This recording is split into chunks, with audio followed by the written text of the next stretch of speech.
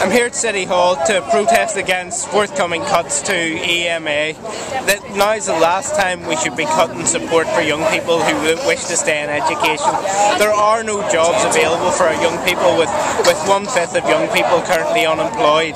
We need to help our young people stay in education, provide that support so that they can afford to stay in education. We're seeing with fees, with housing costs, with fuel costs, it's much harder for people to stay in education. But when there's no jobs available, it's essential that they do.